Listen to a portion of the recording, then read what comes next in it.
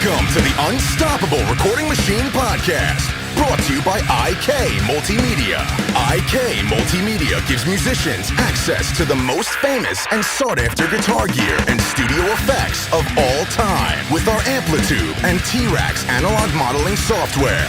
Now, IK has created the ultimate all-in-one bundle for bands and engineers, the Total Studio 2 Max, combining all of IK's award-winning amps, effects, sounds, and more. It's everything you need to track, mix, and master your music. IK Multimedia, musicians first. For more info, go to www.ikmultimedia.com. And now your hosts, Joel Wanasek and A.L. Levy. This show is brought to you by URM Academy, the world's best education for rock and metal producers. Every month on Nail the Mix, we bring one of the world's best producers to mix a song from scratch from artists like Meshuggah, Periphery, A Day to Remember, and Bring Me the Horizon. And we give you the raw multi-tracks so you can mix along. You'll also get access to MixLab, our collection of bite-sized mixing tutorials, and Portfolio Builder, pro quality, multi-tracks cleared for use in your portfolio. You can find out more at nailthemix.com. Welcome to the Unstoppable Recording Machine Podcast. I am your host, Joel Wanasek, and it is great to be back on the mic. I've been really busy making a bunch of really awesome courses and detailed, fantastic content for you guys like Career Builder and all these really cool things we've been talking about and you might have seen on the URM PPC or any of the other places that we run our marketing. So it's great to be back on the mic. I've been busy and, AL has been really kicking ass here on the podcast. So I feel like I wanted to come back and just do a nice podcast. I have somebody on really special that's really interesting. And we've got a lot of really awesome things to talk about that I think are going to be a little bit different and have a lot of value. So make sure you guys stick around. And let's dig into the weeds. So I brought on my good buddy here, Mr. Lenny Skolnik. And Lenny works for Howard Benson. And Lenny has done, a lot of great things. He works with a lot of artists. For example, Miyavi is one that Lenny and I have worked on. And I mix a lot of songs for Lenny. And Lenny is a fantastic producer out in LA. And he has a massive team of people that he works with and writes with. And there's a lot of stuff to talk about. So Lenny, man, how you doing? Joel, I'm doing great, man. Happy to be here. Thank you for coming on. Yeah, thanks for having me. I know we've been talking about doing this for a long time. It's kind of funny. I probably talk to you 4 days a week anyway, but we've Right. finally been able to get an hour here. Yeah. Well, hey, look at the bright side. At least we're both working and kicking ass and having some fun. So I think I wanted to kind of dig in. I like the inspirational stuff to start out because, probably a lot of these people that are listening to this aren't familiar with you and who you are, and they should be. So why don't you kind of tell your story? Because I think you've got a cool story. You came up from New York, and just tell us where you came from, what your background is, how you got in with Howard and all that stuff. Yeah. The early stuff is really typical, in bands. I became a producer really because I couldn't sing. And so that's a great reason too. But I was a good writer, but I needed someone to deliver the message. So that's really how I became a producer. And then Howard and I met very serendipitously, and I have to give credit to his daughter, Harley. I went to Drexel University, which is where Howard went. And I was really different from a lot of the kids there in that I was really open about loving pop music and wanting to be successful. And how dare you do that in the music industry? Yeah, come on. And wanting to make music that reached a lot of people and wanting to make money, honestly. I think as a joke, but not really as a freshman, I remember we had to go around and it was what was your dream job? And I think I was write for Britney Spears. Oh my God, that's amazing. And everyone kind of looked at me what did he just say? And I was like, now look, yeah. I know she's still in the game. So if that goes down and I'm not on that mix, I'm going to come find you. Of course. You'll be the first guy up. And matter of fact, we're going to kidnap anybody else that gets that text mix to make sure that I win. Because then after I check that box off in my life, I'm done. That's it. She's the queen. She's the queen. So in any event, I built a little bit of a reputation like that. And the school was looking for a school spirit song, but like a poppy, modern something that the kids would enjoy listening to and playing. And this other student with the greatest name of all time, Ari Winkleman, was in charge of the project, and he contacted me and my then production partner Dave Pettit, and we wrote this song. And all in all, when I look back, it was pretty horrendous. You know, it was called Blue and Gold, but my roommate was a video major, and so we made a video, and the school band had a version, and you know, we put this whole thing together. And Harley was applying to Drexel, Howard's daughter, and she saw this video and she showed her dad, and that just went in the archive, right? Then I was asked to speak at the Accepted Students Day, where Harley happened to be in the audience with her father, and I mentioned that I had done the song for the school. He remembered it. He came up to me after at the end of the event, and we spoke, and he offered me an internship after like 15 minutes. I was his first intern ever. And that's crazy. It was like Howard Benson just walks up to you and he's like, "Hi, I'm Howard Benson." And you're probably like, "Holy shit, remain calm." Oh, no, seriously. Nice to meet you. Actually, the first thing he said to me was, "Do you know who I am?" And I was like, "Yeah, I know who you are, you know." And I just remember running back to my, I lived in a row house in Philly at the time. And I just remember running back, and no one I lived with was a music major, so nobody knew what I was talking about, but I was like convinced, and I was right. I was like, "Guys, my life just changed." And wow. And I was right. It was so amazing. What do you think that you said to Howard that made him decide it was time for him to take his first intern on? I don't know, truly. I truly don't know, but Howard invested a lot of time in me over the years. I've worked with him now for close to 9 years. And he has mentioned to me that it wasn't as much the material but that I produced in the beginning, but as much that I finished things and I could put complete projects together. And that's an amazing point. And yeah. I feel like I noticed that. Like when you tell that story to me, the first thing that sticks out is I think about leadership. Like, look, you took initiative, you put together a freaking team, you got a big project done, you went way above the beck and call of what was expected, and you turned it into a massive production, and no one asked you to do it and held a gun to your head and said, "Hey, look, you have to do this if you want to graduate." You were just like, boom, so that shows really an amazing initiative in my point of view. Yeah, I had another mentor very young, Larry Edoff, who was really my elementary school music teacher, who became my piano teacher, my mentor. He took me to my first studio, really showed me a lot of what producing was. And he once told me, say yes to everything. He told me that when I was like 15. Oh, and I couldn't agree more. That's it. Amazing. You just say yes to literally everything until you get to the point where you can discern your projects, but... You know what's interesting about that?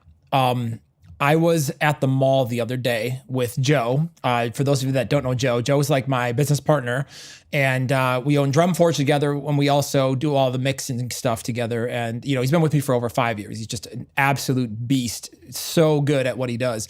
So we were taking the new building intern that interns for the guy across the hall, and we're taking him out. We're trying to straighten him up. He's a young 20-year-old kid, and I'm at the mall, and I see this guy that I know that sells like shoe shine, and this guy's one of the best natural salesmen I've ever met. I mean, he is like straight hustler, and I'm out there because I know him, and I like to bust his balls when I go in there because you can't sell me because I'm a pro salesman too, and I love selling.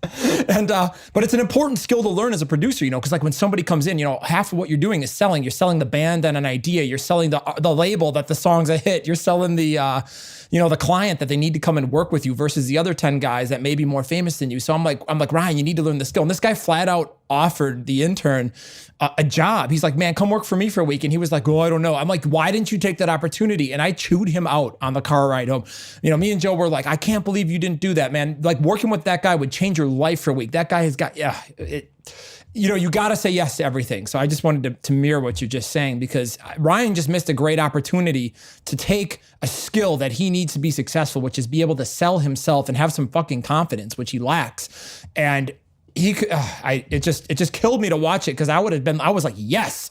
Yeah, you got to say yes. And the key is like, I never think about it as selling something. As the key is just believing, right? Like genuinely believing. And that's what people feel, when you're genuinely behind the creation that you have going, the vision of the band, and always being honest with the people you're working with about what you think is the right path, so you guys can make a choice if it's the best way, if working together is the best thing, what I mean? Absolutely. And, part of being, and what I mean by selling, because people make this distinction all the time. Like, we'll put an ad on Facebook, and then there's always like 5 people that are vocal, and everybody else, they're just like, hell yeah. But there's always like those couple of people that are like, man, this is bullshit. They just hate marketing for whatever reason. And they don't necessarily understand that, like, you're not trying to sell them, you're trying to solve problems. So it's like when you're working with a band, you're not trying to like sell them and manipulate them. What you're trying to do is get out false belief patterns in their head and reframe them so that you can help them help themselves, and they'll be open to the ideas that they need, because we as individuals are usually the most blind to what we need to do the most in our careers. We have the most self-delusion or self-doubt. There's a lot of different things that hold people back from success. And it's like sometimes a great producer can walk into your room and look you in the eye and can take your frame of mind, all the things that they're struggling with, they can see it from an external point of view, and they can look at you and they can explain to you and break through all those things that are holding you back mentally. And then it's like lifting the cloud from the artist, and they're like, I know what I need to do now. And that's, I feel like, a hallmark of great producers, so that's what I mean by, like, one example of what I mean by being a great salesman, like learning how to read people and to get through the objectives that you need to get, that you are hired for, so you can be effective with the artist and really take that project to the next level. Yeah, it's invaluable, and it's based off of trust and honesty. Absolutely. People feel that, and you're everything you've said is absolutely right. Yeah, you can't just people think that, there's a lot of salesmen out there trying to pull a fast one, but we're not selling cars here. You know what I mean? Like, this is music. We're selling art, passion, careers, like inspiration. There's a lot of different things. So it's like, you as a producer, your job is to like look at a project and just sit down and be like, what's the vision, and really take it to the next level. Because sometimes the artists, the answer is right in front of their face, but they have a belief system or like a doubt or something that's clouding them. And if you can lift that shroud, they can then perform at peak. And that is where, the magic really happens. Yeah. And just going back just a moment, I've been collecting Howardisms for close to 10 years now. And I just still remember this. I think I must have been 20 when he said this to me. He goes, if you're a producer, your job is to produce. Literally, there has to be a product, and if you can cross the finish line, you'll be ahead of 99% of the other people out there trying to do what you're doing. So true. That is so true. Yeah, they're just, I just can't stress that enough for, people coming up and people like really trying to do this. Finishing what you're doing and putting it out there so people can see what you do is everything. And it can be really, really difficult to get artists to cross the finish line, Yeah, and there's a lot of obstacles. And I feel like, if you're one of those people sitting at home, maybe that just working on local artists, and, you're aspiring to want to grow up to the big stuff. This is the stuff at the top level that is really, really intense, is that there's a lot of politics. So you may have a vision as a producer with an artist, but the A&R guy might have a totally different vision. And maybe the manager has a different vision, and you have all these different visions. And it's like your job as the producer is to bring all these people together and find that sweet spot where, the art can live and still be authentic. Yeah, you have to navigate it. And the truth is, collaboration almost always yields a better product. So Absolutely. And a better creation, but you do have to navigate, you do have to be discerning about whose feedback you're taking in, how you're applying it, when you're sharing everyone's feedback with each other to keep the process going and to make sure that everybody stays on the path and enjoys the process, Yeah, absolutely.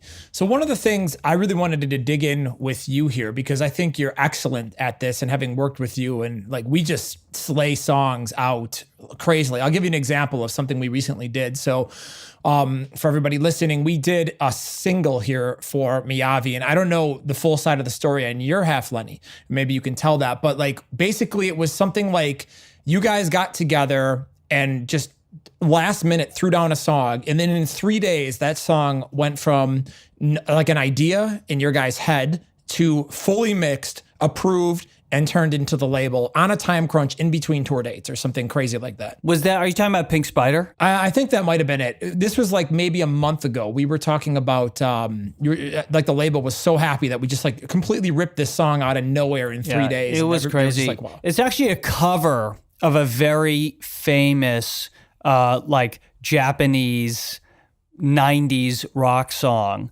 by a really famous guitarist. So he used to be the guitarist of X Japan, is my understanding, and they were doing a tribute album. And right. And all be told, it actually ended up being a crunch time because of a miscommunication between me, the manager, and the label. And what we thought was the deadline for the demo was actually the deadline for the master. Now, so luckily we were, I was ahead of the process. But it was true. Basically, I was already in Japan and we were preparing for tour. And we weren't planning on really doing any production for a few days. Luckily, my programmer, Johnny Litton, and he co-produces a lot of the stuff with me, including Johnny's that song. amazing. He's incredible. And Shambo, he's my basically production and writing partner as well. And he's also amazing. And on tour with Miyavi, also on the moment. Sean is somebody, for reference, Sean is how I actually met Lenny, and somebody I've been working with since he's been about 15 or 16 years old. And one of those kids that it was in my market that I just spotted a star, and I'm like, I need to teach this kid how to be successful. And, now look where he is and what he's doing. It's incredible. Yeah. And he linked us up, which has just been invaluable. That's really the team now.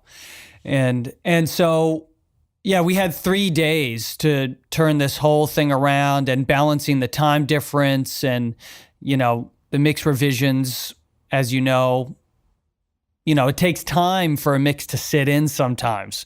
So it's really hard, but we got it all done. Basically, I didn't sleep for 2.5 days. Hey, we knocked that out. Yeah, which I hate doing, but you got to do it sometimes. And and then everybody was happy, and then you prove that you can get that done. And now you're the guy who gets things done. Oh, we need this to get done. We should go to Lenny and his team. They'll make it happen. So yeah, when I that's saw what you want to establish. And Seiya is like one of Miyavi's upper management people. Like he does all of his day-to-day stuff. And Seiya, when I saw him at NAMM, he stopped me and he was just like, thank me. He's like, dude, I just want to say thanks. Like the rate of speed that you guys are turning around mixes at is incredible. And it's actually allowing us to speed up our production time and our release time. And it's like making us a more profitable business. And like, how Japanese people are just so about efficiency. I mean, So I guess so are you and I, but it was nice to hear because, being the mixer, it's kind of like at the end of the chain, people are just like, does it sound good? Okay, great. No one cares. So, but to hear that it was actually helping them run more effectively as a business was like, I kind of said, the businessman in me sat back and smiled, and I'm like, yeah, baby. Yeah, well, Joel, I got to tell you that I've never worked with a mixer that has your process, and it fits so well into what I'm trying to do with my business and how I produce my records. And I think it fits so well into how modern records are being made. Especially it can be less and less common to have an outside mixer. And so many mixers are really, how do you say, if you go past 3 or 4 revisions, there can be a little attitude or, things like that you run into occasionally, or there's, how it is, which I get. Absolutely. I mean, I totally get, but I have to say just the workflow that, and I don't know if you do this with every client, but the workflow that we have is so efficient.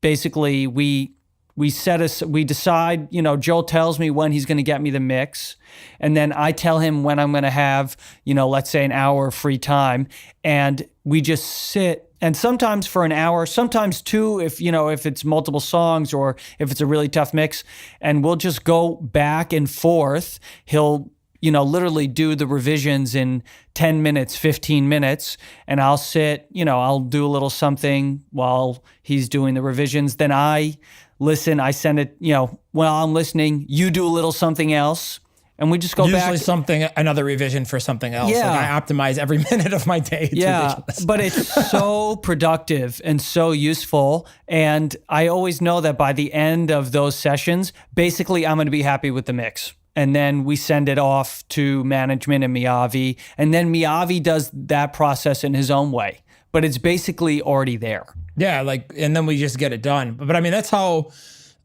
there's something to be said for creating systems. And this is going to be relevant because last year I put out a course called Speed Mixing, how to mix over 500 songs a year. And there's a clear distinction that has to be made because when you say something like that, it's a good title and it's a good hook. So, but it sounds kind of marketing. So people are like, well, you must be compromising quality, or you must, people are trying to always shoot the hole in it. I'm like, no, I'm talking about creating a system that allows you to be insanely efficient and, more importantly, effective with the time that you're using. So when you sit down, you are actually working on the shit that matters, not got to set up a guitar bus. Oh, now I got to set up a vocal bus. Which compressor am I going to try today on the vocals? Let's audition all 27 of them. I'm going to hand instantiate every single one of them. And 5 hours later, you still haven't done the most important thing, and that's mix the fucking song. So it's like, I built an entire system from everything from client interaction that allows you to kind of knock all that stuff out and do that. And that's actually coming out. We're doing the second version, and we crushed that course last year. We ran it through people, and it just blew their minds. And I can't wait to bring it back. So the point is I sat down years ago because when I was doing this, I was working with local bands, and that was the beginning for me. It was band would come in, they'd be like, dude, we only got, we can only afford to pay you for 5 days to do 5 songs. Well, I mean, God, try doing 5 songs in 5 days, right? And I'm talking mixed and mastered. Here's your master. Here's your payment. Have a nice day, 5 p.m. Friday. And they come in on Monday. So that was crazy. So a lot of that was developed. And then when I got an assistant, Joe and I really sat down and just analyzed every little part of our, the way we were interacting. And then when Joey became involved and we started mixing a lot of stuff with Joey, we were clearing 50, 60 songs a month for years. And it was nuts. And again, without, in my opinion, compromising any type of quality, but it was just a lot of people don't understand what actual mixing is. They think it's setting up a bus and routing and all that shit can be done for you and should be done for you right off the bat. And then you can sit down and focus on what's most important. It's when you hit play for the first time as the mixer. What is the vibe of the song with the producer? And what is the energy? What are you feeling that song? And then you can drive her home. So I guess my point is just having a system like that, or we've developed together. It just allows you to rock and roll, and it's just so seamless. Yeah, I mean, I couldn't have said any of that better myself. And I just want to take a moment and give thanks for Joe Wolitz. He without whom none of the sessions would be built. Yeah, I mean, that's an understatement. When I get something from Joe, it's I hit play and it already sounds, it's already 80 to 90% there. You know what I mean? Bet. I pretty much just have to balance an EQ and check a couple meter things and make sure because I know what I'm going to use. And if I want to slop something out, it's already built into the template so I can just quickly audition. So it's if we have to make a guitar tone, for example, he'll have 3 of them in there. And he's amazing at designing sound design type guitar tones. And I suck at it. I know how to mix the shit. I'm not the best at he's the nerd with that stuff. So he'll just make it and I'll sit back and just be like, yes, no, yeah, boom, that's the one, boom. All right. But it's already gain structured. It's already like hitting the limiter exactly where I want it. And then I'm just like, does it need EQ? How is it fitting in the thing? Does it need balance? Do I need, you know what I mean? And it's like, I can focus on mixing it and not sitting there and like, boy, if I add a little bit more treble or presence on the amp, if I change the gain structuring, he already optimizes all that stuff for me. So, I mean, that's just shows you the level of efficiency. Yeah. And you know, what you said about mixing 500 songs a year, one thing that is consistent throughout history is the more you do, the greater chance you have of success. You know, when you look at even like composers, you know, Beethoven, Mozart, statistically speaking, their most famous pieces, some of them were written when they were young, some old, some in the middle. But one thing that's consistent is they were all written at the most prolific times of their life when they were writing the most material. So the more songs, you know, if you're a mixer, the more songs you're mixing a year, the higher chance you have of one of those, you know, being a hit. And just like if you're a songwriter, the more songs you write. If you're a producer, the more songs you produce. So, yeah. Now, it's interesting you say this because I think from what I understand, and you can, I guess, tell the story better than anybody, I heard that like Howard was one of the first people as a producer to kind of pioneer that sort of workflow where he could make several records at once and, you know, have like a really amazing team. So this is something, like I said, I kind of really want to deep dive into was like building a team, you know, what kind of people to hire, how to build a team, how to manage a team and things like that. But, you know, Howard was like one of the first guys, if I understand correctly, that really started doing this as a producer. Yeah, I mean, honestly, I don't think anybody in history before or after has done it on the scope that he was doing it. I mean, the guy was making over 10 records a year. Yeah, that's when he was intense. Flying, you know. So, yeah, he's an aeronautics engineer by trade, actually. He went to school. He was literally, when people say this isn't rocket science, he actually was a rocket scientist. So he'll say this, you know, he took what he learned from the assembly line and he applied it to the studio. You know, the best engineer, you know, the best musicians with the best instruments, working with the best engineer, you know, you get the best parts and the best sounds and the best editor. And then by the time, you know, you get the files, you can't lose. And everybody's working separately. Like when I worked for Howard, actually what I started doing in the beginning was programming and string arrangements. And while basically the song, which we all know is the foundation and the most important thing, the song and the demo were always really ironed out. Everybody knew where they were heading. Like that had been workshopped to pieces. And then everyone broke off and did what they did at the same time. Drums and bass and guitars were being recorded while I was programming, you know, doing any keys or strings. And Howard was cutting the vocals at the same time over the demo track. And then it would all get brought together by Hatch, who engineers all the Miyavi stuff and engineers all my stuff and is just... He's incredible. He's incredible. Oh, man. And I can't wait to do a Miyavi Nail the Mix so people can hear what Hatch's tones are like, because they're just going to open up and be like, damn, I need to work on my guitar tone game. It's unreal. I've never met an engineer more in control of sound. Like, if you're like, oh, Hatch, I want this to sound like a rubber band. I want the guitar to sound more rubbery. You know, like I need a frog farting on a tulip out of a Vox. I mean, he disappears. He disappears, and he's always like, "Give me a sec." And he disappears. He'll get a cup. I've seen him literally get a cup, cut a hole in it. Cut a bigger hole in it. I don't know what the hell he's doing with it. He goes in the other room, and then you know, he hits the mute button off, and there it is. The guitar sounds more rubbery, and I'm like, all right, sweet. That's amazing. You know, the tones you guys send me, I'm always just like, you know, like it starts with like Johnny's programming, like the samples he uses. I just like look at the drums and I'm like, you know, Joe will like open the song, I'm like, how does it sound? And he just looks at me and he smiles, and I'm like, it's gonna be a good day today. Yeah, the sample choice, Johnny's sample choice is just unparalleled. It's really true. he's just a weapon. I mean, your whole team is like that. It's like everybody. So I listen to the drums. I'm like, boy, that already sounds incredible. Like, let's just not fuck it up and just give it a little bit of sauce. All right, guitars, cool. Let's just clean up a couple little problem areas. But my God, these sound incredible. And that just, get that going where it needs to. Hit the vocal. Everything is always just like totally well done. And that was something that really blew my mind on the Miyavi record. When I opened those stems, like the session up and I started digging into the multi-tracks, like I walked in the first day when we started mixing the first song for that album. And Joe he just looks at me, he's like, dude, you're going to love this. I'm like, yeah. And then I opened it up on my computer and I hit play and I'm like, wow, that sounds really good. I should do I need, oh boy. It sounds like a mix. Like let's get in and start tweaking this a little bit, but man, wow. Like seriously, that doesn't happen every day. As you know, and we've talked about this, and the key is getting people who are better than you at what they do.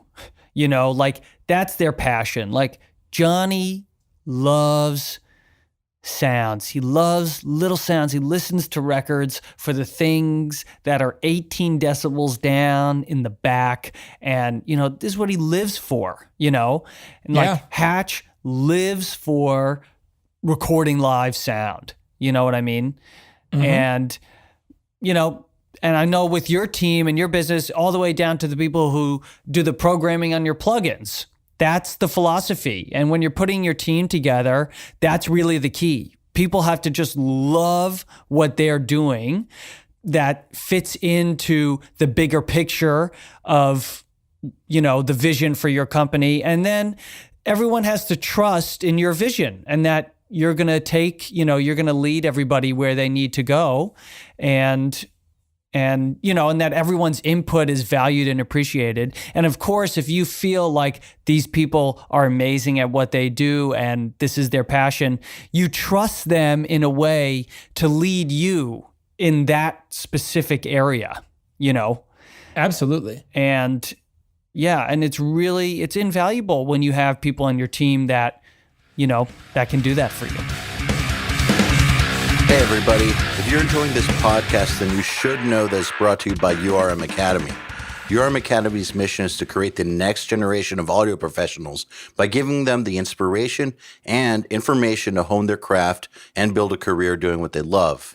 You've probably heard me talk about Nail the Mix before, and if you're a member, you already know how amazing it is. At the beginning of the month, Nail the Mix members get the raw multi-tracks to a new song by artists like Bring Me the Horizon, Gojira, Asking Alexandria, Machine Head, and Papa Roach, among many, many others. Then, at the end of the month, the producer who mixed it comes on and does a live streaming walkthrough of exactly how they mixed the song on the album and takes your questions live on air. You'll also get access to MixLab, our collection of dozens of bite-sized mixing tutorials that cover all the basics, as well as Portfolio Builder, which is a library of pro-quality multi-tracks cleared for your use in your portfolio, so your career will never again be held back by the quality of your source material.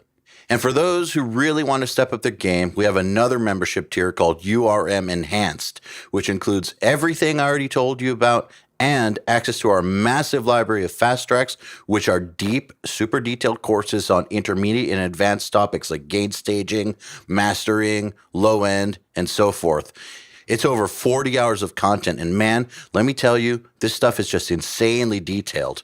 Enhanced members also get access to one-on-one office hour sessions with us and Mix Rescue, which is where we open up one of your mixes on a live video stream, fix it up, and talk you through exactly what we're doing at every step. So if any of that sounds interesting to you, if you're ready to level up your mixing skills and your audio career, head over to urmacademy.com to find out more.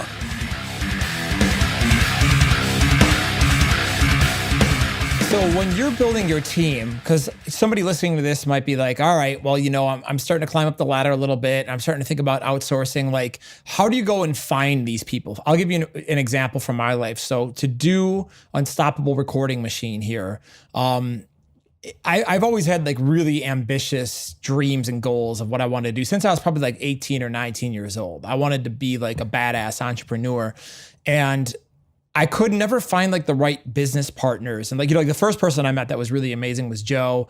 Then, I got Joey and Ayal in my life, and like all the people that I work with now, I look for stars, and it's a little bit easier now than it was, but it took me about 10 to 15 years of my life to find the right people to work with to achieve the kind of things I was dreaming about in my head.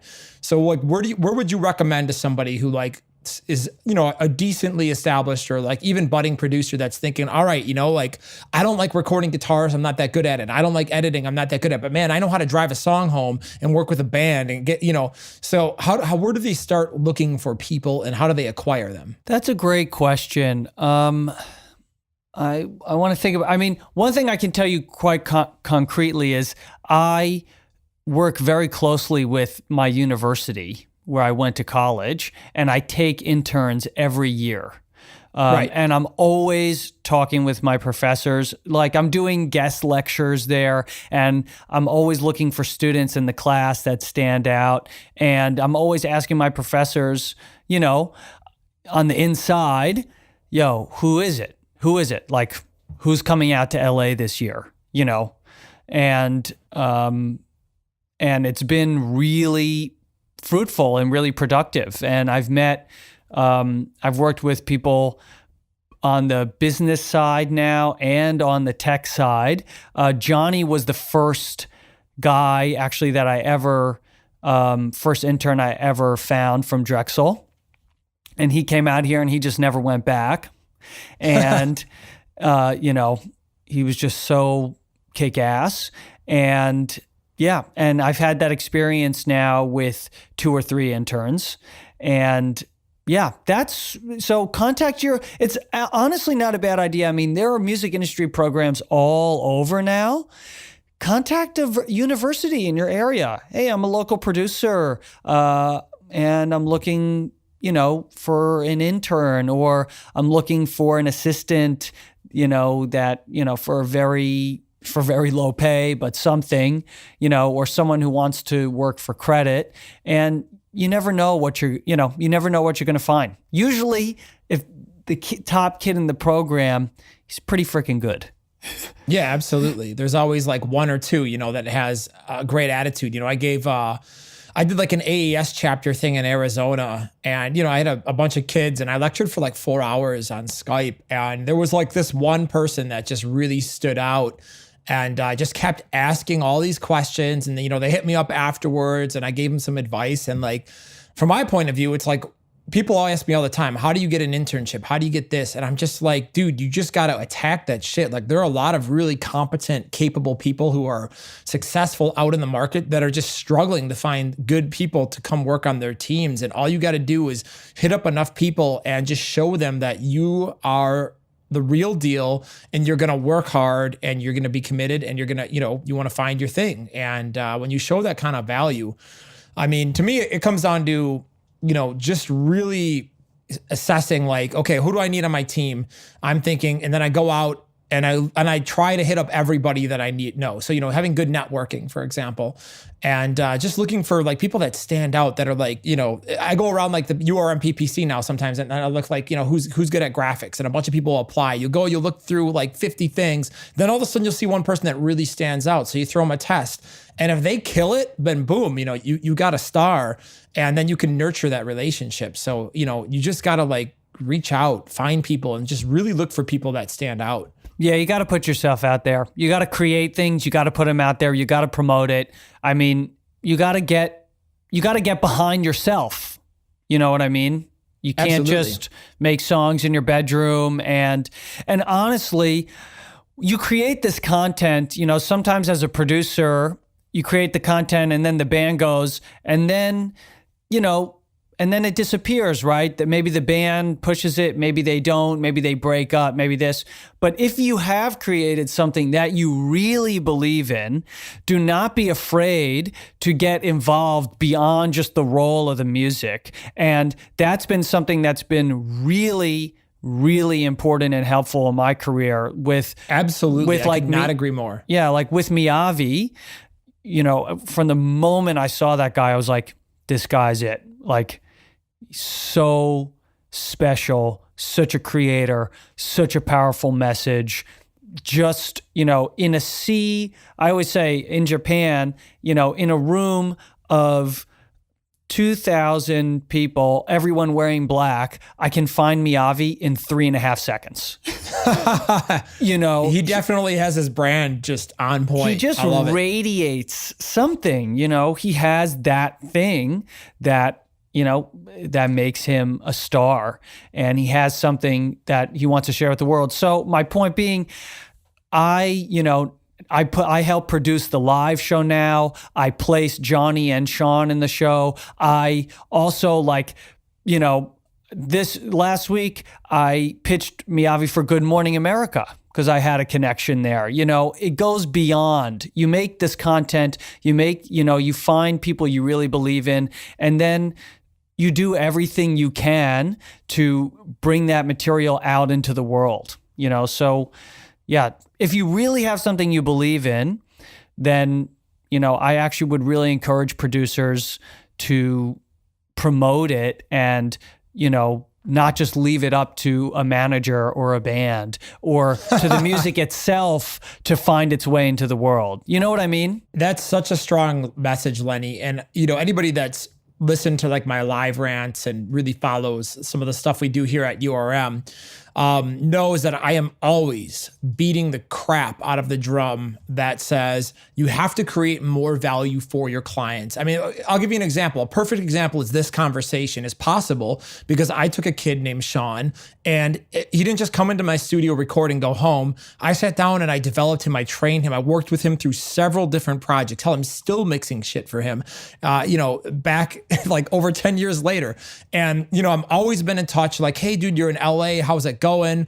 What's new in your life? Or, he needs advice. I wanted to audition for this, or I want to do this, or I'm thinking, you know what I mean? Just really trying to help people genuinely because you care and you believe in what they're doing. You see the talent, and, sometimes that gets reciprocated back on you when you don't expect it. And it takes you down crazy journeys. A perfect example of that is you guys flew me out to Japan after we did the last Miyavi record. And man, we had a lot of fun in 2 weeks. So it was a really incredible experience. That was one of the most memorable trips of my life for sure. And that was an amazing thing, right? Because we had just made Samurai Sessions Volume 2, and the whole team was there, except for Hatch. But he was there in spirit. And but we met Hatch before. I met Hatch before we left. So that's it was right. He was there in principle. Oh yeah, me, you, Miyavi, Johnny, Sean, and then of course Saya and Mars and everyone on the management side. So yeah, that was really special. Yeah, that was just amazing. So I mean, that just goes to show you, it's if you create value for people in advance of what they're paying you for, and that you believe in them. There's a lot of things you can do when you believe in a project to really drive it home. And I mean, I've pitched bands before, I've developed bands, and I never got paid for most of that stuff, but a lot of the bands that really did something with that, or the artists, that came back years later, and they brought me good records or introduced me to people that changed my life. And I mean, that's how I met my business partner Joey. The same band that Sean was in, we went down to Joey's, and he mixed, and I ended up producing because they only had 4 days. And I met Joey, and we were like brothers from another mother, man. We were just we both used Cubase. We both were self-taught dudes, rock. He was in his garage. I was in my mom's basement, and we were both figuring stuff out on our own.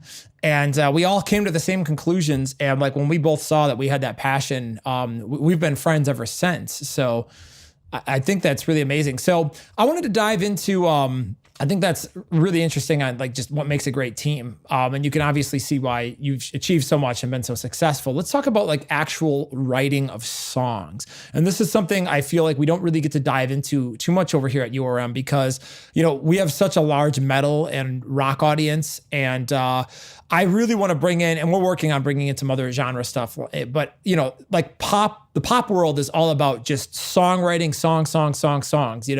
Metal, people care about guitar tone and snare drums and, breakdowns and stuff like that. In the pop world, they're dude, is it a hit? So what do you think makes a great song, Lenny? And how was talk about your songwriting process?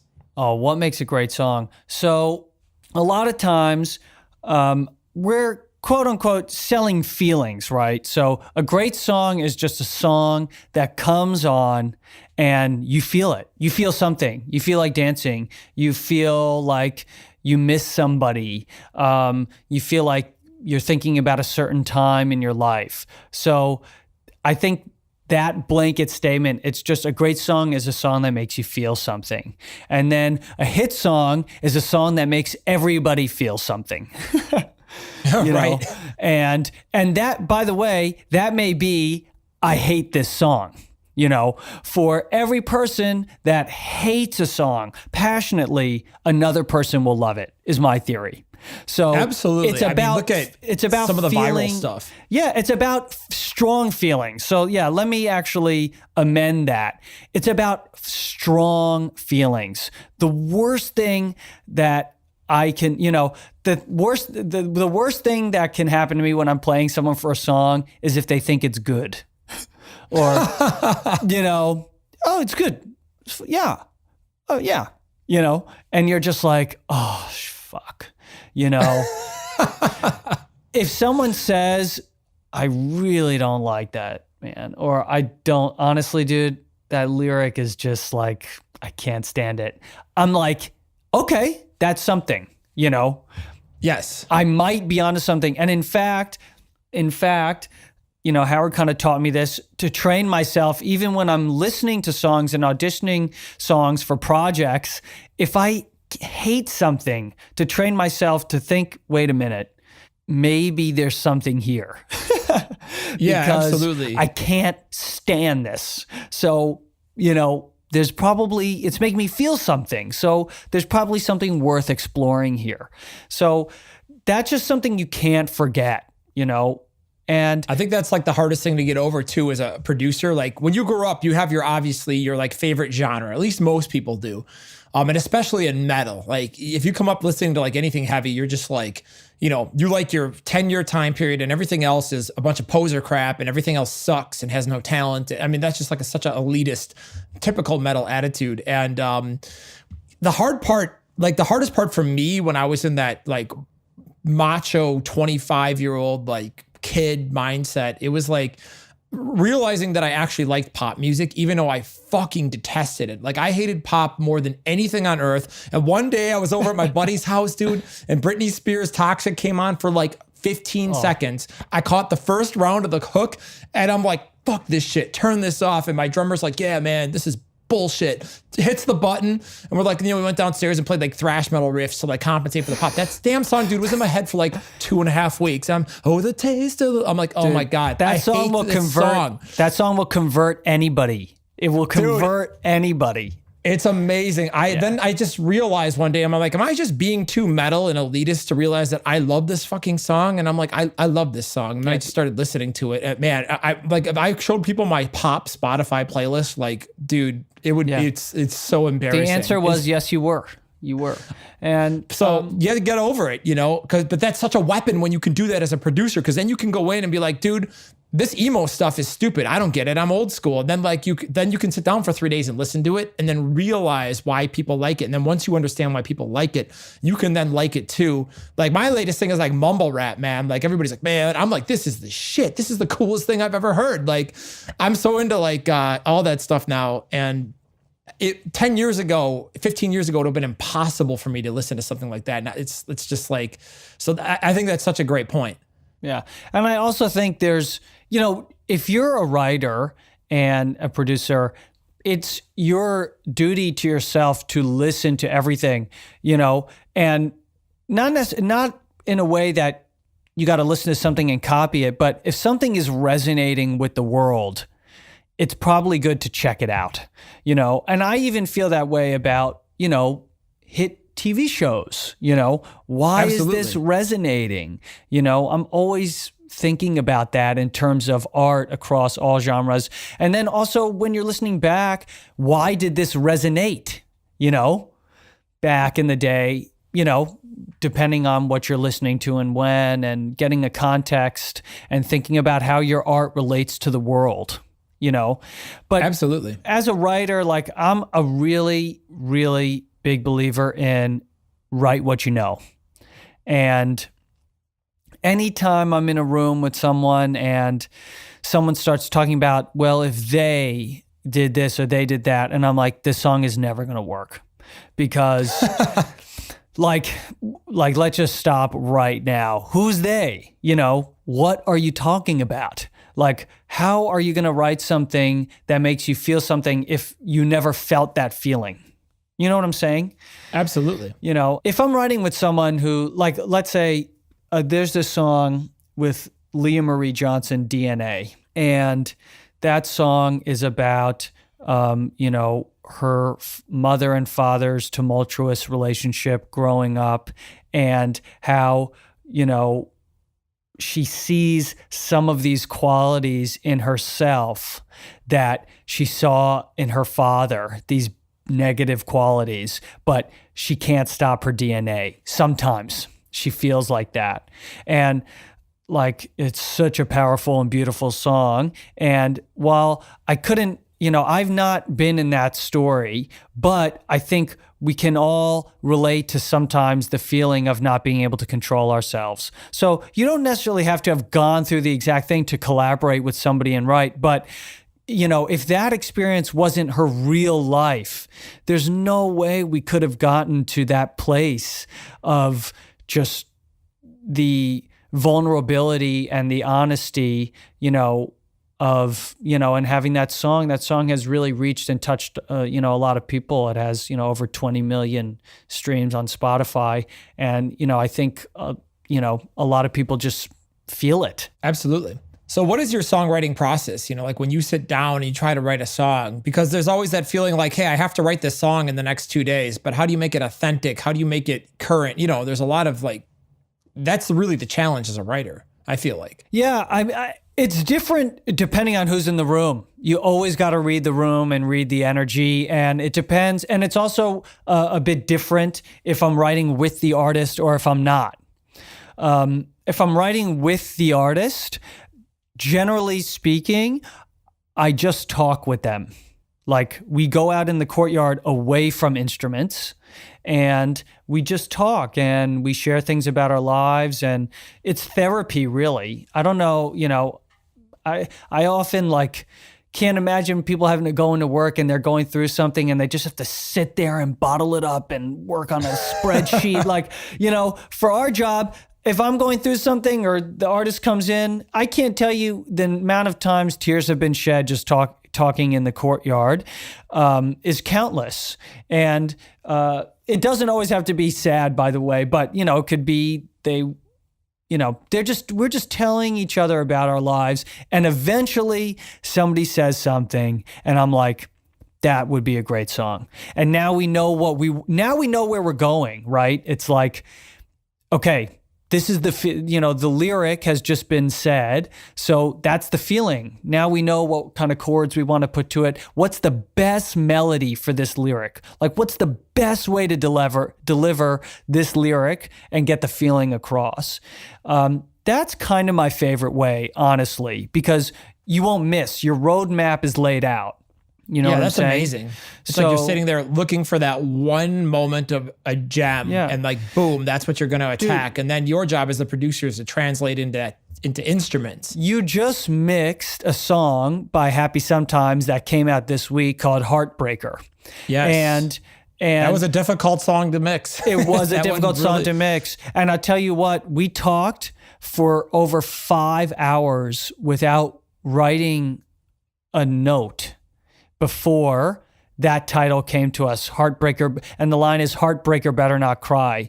She had just been through something where she basically broke up with somebody and, or told someone she didn't want to be with them, and they were really hurt. And she was also hurt, and that just came up wow, it's often thought about the person who breaks the heart, they better not cry, right? They're always the villain. Right. And that just came up from her life and from us talking about it. And after that, the song kind of wrote itself. You know what I mean? When you have a lyric, Heartbreaker better not cry, you kind of know where that song's going. Well, she's definitely not going to be screaming over blast beats and distorted guitars. That's right. And then Sean was in there, so it helps to have the man with 30 million melodies in his head. And then Kara is just the most incredible writer. So, there was no way we were going to miss, when just you have needed that catalyst. Yeah. When you had the concept, and that's not to be said so so much can be said for where you get inspiration. Like if you have a track guy who, just has, can put on a beat to make you feel something and make you get in a mood, and then that makes you think of something, that's another way to do it, Absolutely. Johnny's just got to write that 20 pack. That's right. And then I work with Ray Dalton, who another unbelievable artist and creator who just has something inside of him that has to come out.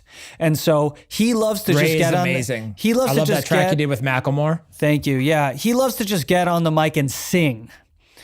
And, that's what Ray's on this earth to do, to, spread goodness and sing. And basically it just comes out of him, and then we get the feeling from his melody. And a lot of times lyrics just come out of him as well, kind of the sounds he's using. We're like, oh, that kind of sounds like that. So it really depends on who you're working with. Yeah, everybody has their own discovery process, and That's it's really right. just about guiding it in and having the ear and the eye and the vision for what needs to get done. I think it's about creating a space where people feel safe enough to tap into the innermost feelings and have no inhibitions. Like, it's much more nerve-wracking than you think to get on a mic with no idea what you're going to sing and just start singing over a track, which everybody should try, by the way, as therapy. If you can't most sing, people, I equate it to dancing. Like, most people won't even go and dance if they're out with their friends because they don't want to embarrass themselves and look stupid. But reality is, no one that you're with can dance any better. And they're all just afraid to get their asses out there anyways. And they don't want to feel stupid. So you might as well just go have fun and feel stupid later. Yeah, and you've never felt so good after a night where you've just danced your heart out.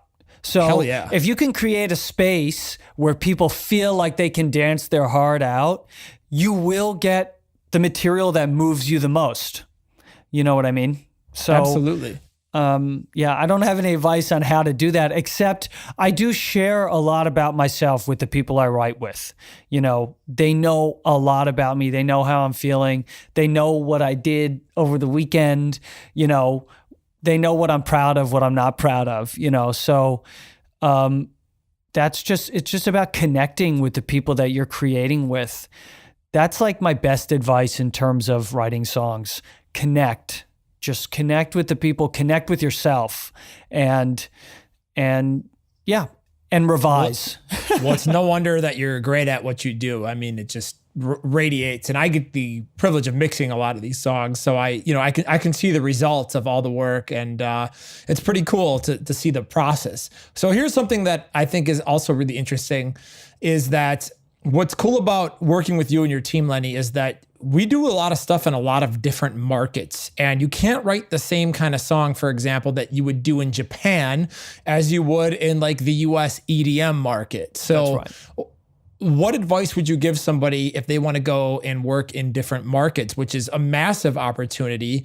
For example, I have one #1 song, and of course it was in Japan, not in the US, but it doesn't matter. Like, for me, I'm like, I finally got a #1. This is like the most amazing thing as a mixer. So to me, it's like a great honor, and it's cool that it was somewhere else because I got to go there. I got to experience the culture. And so like, as a writer, how the hell do you go in and attack stuff for different markets? Because it's a completely different mindset, especially when you cross cultural lines. That's true. It is really different. The first thing you got to do is obviously familiarize yourself and research. But the most valuable thing you could do by far is team up with somebody who knows it naturally. So, Right. like, I'm the only, on Dancing with My Fingers, right? The two artists are Japanese, Miyavi and Daichi Miura. So Yes. as long as they stay true to their, as long as like they stay true to themselves, it won't miss, like I'm almost there at that point to like be the American Spice, or I'm something a little different, to come and shake it up, but ultimately it's going to be funneled through their vision, their A&Rs, their management, and get there. But it's really even on the writing side, like obviously like Miyavi and Daichi, both a huge part of the writing. So that would honestly be my advice. And by the way, I also believe that's really true for going between genres. Like I worked with All That Remains, and I co-wrote every song on their last record. They're legendary metal group from the Northeast. And that was such a unique and amazing experience. And I absolutely loved working with the guys and loved working, with Phil. But I do not come from metal. Like, I don't. Like, I don't have the history. I don't have the knowledge. But didn't you guys get a number 1 off that record? We did. We had a number 1 Billboard. There That's you right. go. I mean, that That's just goes right. to the show. So you wrote a number 1 song, you co-wrote a number 1 in a genre that you don't even really do. I feel like that's proof in the pudding of your methodologies and your mindset. Yeah, and the key was, obviously, it doesn't get, more metal than them. Like, they have the most knowledge and they've been around for however, 15 years or something. Plus, Sean was in the session and Sean comes from metal. So I was there to do what I was just talking about, which was just connect with Phil and talk. And we just spent days. We spent a month, 2 months in the courtyard just talking. And it was just my job to be the story guy. Like, what are we talking about? What is the feeling? And then Sean and Phil would then convert that, into, delivering it sonically. But I really had to trust them to lead me, in terms of, oh man, we would never say that. Or, you know what I mean? Certain nuances. Absolutely. Certain nuances I had to trust. That's not them. metal enough, bro. We're going to lose all of our cred. Yeah. Or like making the conscious decision to say, you know what, dude, we would never say this, but fuck it. And Phil took a lot of chances on this last record doing that, making that decision to push the boundaries. Well, it definitely seems like it paid off. So Lenny, I know you got a hard cutoff here and you got to get going. So I just wanted to thank you for an amazing conversation. That was super interesting and we have so much more to talk about. So we'll have to do this again sometime.